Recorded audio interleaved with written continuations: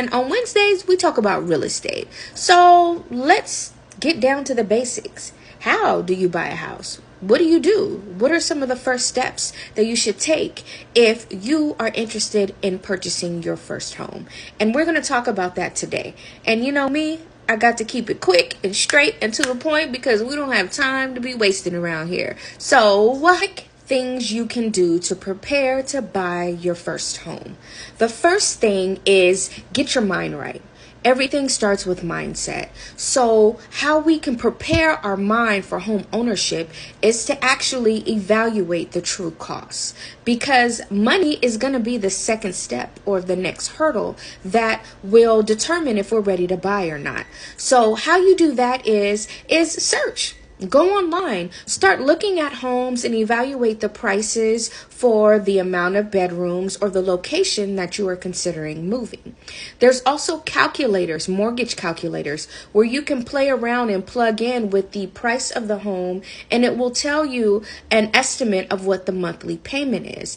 That way you'll be able to compare how much you can truly afford, and that makes it easier for your mind to wrap around this new concept of owning your own home. Now, the next thing I suggest is to evaluate your credit.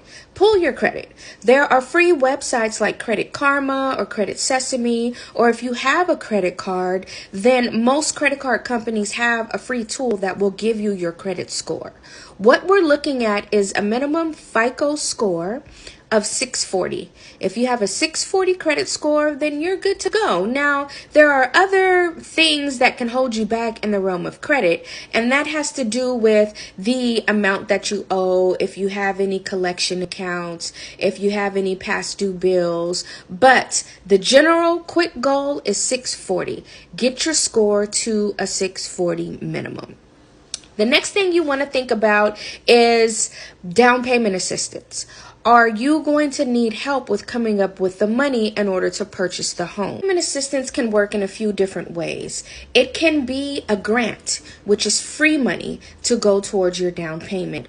Or it can be a silent second, which means you'll have a second mortgage, your mortgage of the home, the loan for the purchase price of your home, and then there will be a second mortgage, which would be a loan for the amount of the down payment.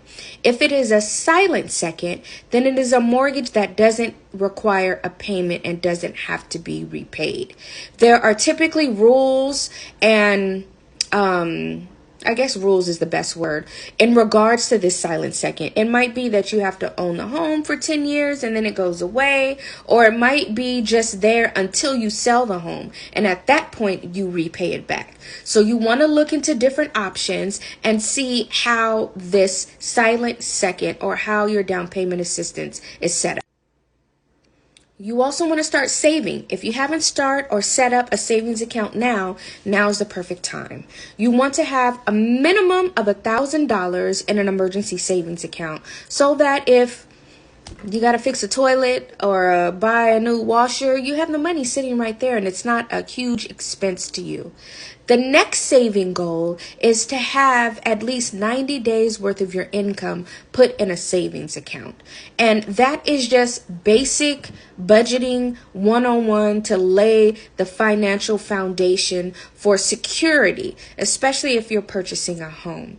Now, to be more specific with buying a home, even if you have down payment assistance, there will be a few out-of-pocket costs that you would have to bear the expense of. You will have to pay for the inspection of the home, and you will also have to pay for the earnest money deposit, which is different than the down. These are just quick, basic steps that you can do to move closer to your dream of home ownership. If you have questions about this or not sure where to start or what you can do, DM me. I'm here. I'll help to answer your questions. If you're struggling in any of these areas with wrapping your mind around the ability, I highly suggest doing some affirmation and some manifestation work. If money is your problem, I highly suggest working to heal your money wounds so that you can move into a position to buy. If credit is an issue, I highly suggest getting a credit card if you don't already have one. You have to have credit in order to have good credit. If you need help with any of this, I'm here. I am the real Miss Lacy, the spiritual realtor, and I am here to help you to achieve your home ownership dreams. All right now.